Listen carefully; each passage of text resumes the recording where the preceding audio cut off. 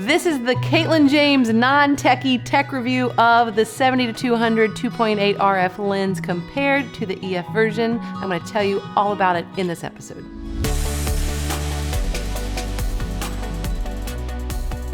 Hey there, I'm Katelyn. Welcome to my YouTube channel. This is a place where we like to empower photographers to build both profitable and purposeful businesses while also letting you in on the behind the scenes of our day-to-day life. I'm actually on record saying that I hate this lens. I gotta tell you, I don't like this lens. I know the rest of the world does. Maybe I'm just weak, I don't know, but I just don't love this lens. It's worth mentioning that in the past, I only use this lens on wedding days where there's a super long aisle at a ceremony, where there are toasts where I need to get tighter, closer reaction shots, or maybe even a first look where they want it to be super, super private and I need to stand back at a distance. When I started using this new version of the lens, the RF version of the 70-200, I started realizing that as I'm using them in those normal go-to scenarios on a wedding day, it is faster and it is sharper than this guy. That's something that I think we should expect for a newly redone RF version of a lens. But I was pleasantly surprised at how fast I could zoom in and out, how quickly I could shoot, and it did not seem to have any trouble keeping up. That's a gift because a lot of times if you listen back to when I use this lens, I'm not using this for portraits where I'm in more control of the timing. I'm using this in more candid, like stand back situations where I'm just shooting what's happening and I have no control over how people are moving or how quickly they're walking or anything that's going on. So I don't have control as much when I'm using this lens. And so I need this lens to be tack sharp and I need this lens to be fast. And so that's an improvement from this version that I really appreciate. So this was my last RF lens purchase for my wedding day gear kit. And what's so nice about that is that I now can completely remove myself from needing an adapter. And I want you to try to imagine, I already don't love the size of this guy. Put an adapter on it, make it even bigger. It just wasn't great. So that's another perk of transitioning to the RF version. So crazy thing about this lens is that this weighs less than this. Like that's pretty obvious, right? Because of the size. But what's wild is that this weighs less. It's actually one of the lightest lenses that I own now because it weighs less than the 28-70 2.0. It also weighs less than the 85mm 1.2. So I went from it being the clunkiest, biggest, most annoying lens in my bag to one of the lightest and most compact. Just the weight alone is a huge selling point to me. It made it worth it to me. We had a recent wedding where the bride and groom really wanted a private first look. They made a specific request, like, we want this to feel like it's just us. So I'm like, great, I'm gonna try out this new lens. So I literally used this lens for the first look. I backed a decent distance away. I only stepped forward when I wanted a tighter shot to capture emotion, but really this allowed so much zoom. It allowed me to get closer, intimate shots, but I was nowhere near, was not right up in their faces.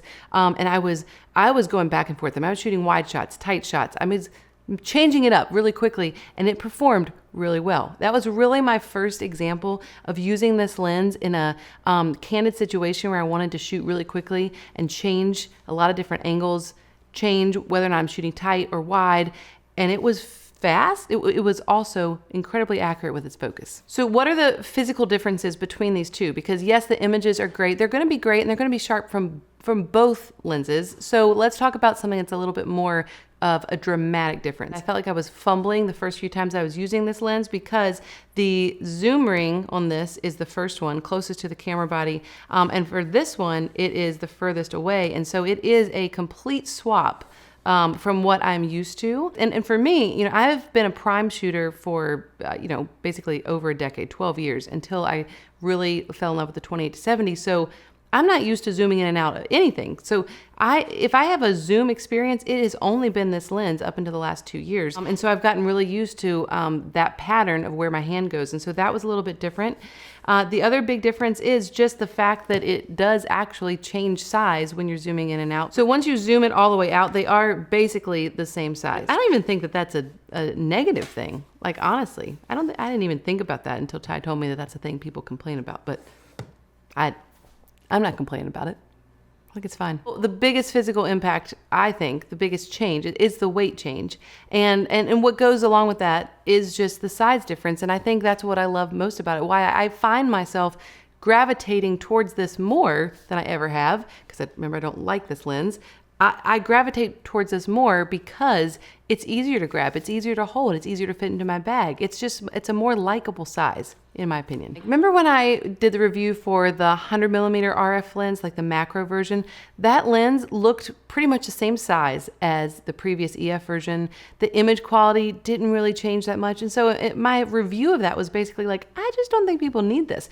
Well, in this case, the image quality is very similar. This produces great, like sharp images, great image quality. I would not upgrade to this just for image quality alone. I would upgrade to this because of the physical differences that make it feel like a completely different lens and get rid of the clunkiness and the size weight issue of this lens that I didn't love. So at the end of the day, like, this is always going to be a utilitarian lens for me. I am not grabbing this to be creative. I'm grabbing it because I have to, because of the physical situation of where I'm shooting. I am finding myself on wedding days choosing to use this a little bit more because when I am using it, I am enjoying it more than when I was grabbing this out of my bag. I hated having this in my bag. Just the weight alone on my shoulder was just miserable. And so I'm finding that I'm seeing a little bit more opportunity arise when I'm shooting on a wedding day to use this because I'm just more prone to grab it because I like the way that has changed. I like the size change. I like the weight change. So should you upgrade to this lens? Great question. If you're like me and this is not your favorite lens and you don't necessarily have the budget to make a big purchase like this, then by all means, just keep using this when you absolutely have to on a wedding day with your adapter and your mirrorless camera, and it'll be just fine. I don't think you should upgrade if that is your situation. However, there are some of you out there that this is your baby, right? And you have upgraded to mirrorless, and this is the lens that you go to all the time. And if that is you and you're obsessed with this lens, I would say this is a worthwhile upgrade because you are creating your style, you're creating your best work with this guy, and this is going to make life a little bit easier. It's going to make it a little bit sharper, and it's going to be easier on your neck and your back and your shoulders, and I think you would love it. So if I am going to explain to you what my recommendation would be for growing an RF lens collection, now that I understand and have experienced this lens, this is what I would say. If you are trying to be a professional wedding photographer, the first RF lens I highly recommend purchasing is the 28-70 2.0 lens because it gives you width, it gives you high compression at 70mm, it gives you a pretty wide aperture, it just gives you variety with the look of primes. Then I would say you got to have a macro. You have to be able to get those tight detail shots at a wedding. So if you have an old EF version, keep that, that's great. If you don't have one at all, you might want to invest in an RF version. Do not invest in an EF version if you don't own one. That doesn't make sense because you're kind of going backwards with your gear. So then I would say, I would recommend getting this. You could technically shoot a wedding with a 28-70 and this lens alone with a macro, and that could be it. And you would be just fine. It is very hard to become a career wedding photographer and not have this lens, not have the ability to zoom in this far.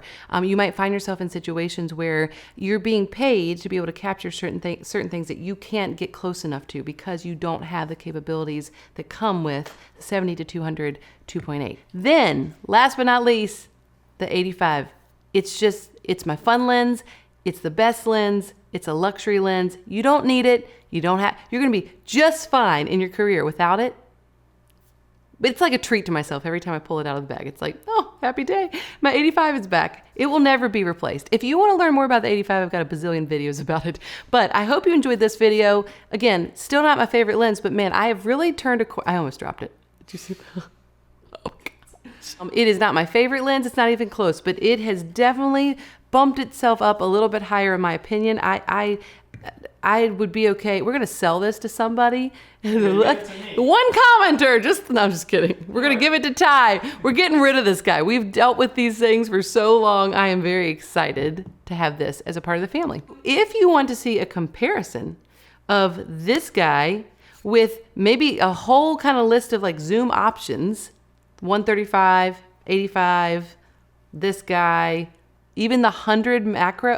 People ask questions about shooting portraits with the 100 macro. I think I mentioned it once, and now we have all these questions about it. So if you would like to see kind of like a shootout with these zoom lenses, let me know, because it's a thought we've had, maybe a potential episode. So let us know if that's something you're interested in, because we might try to make that happen in the future. Thanks for watching. Thanks for watching. Like and subscribe. Like and subscribe. Love ya. Love ya. Bye. Bye. See ya. Okay, next video. Cut.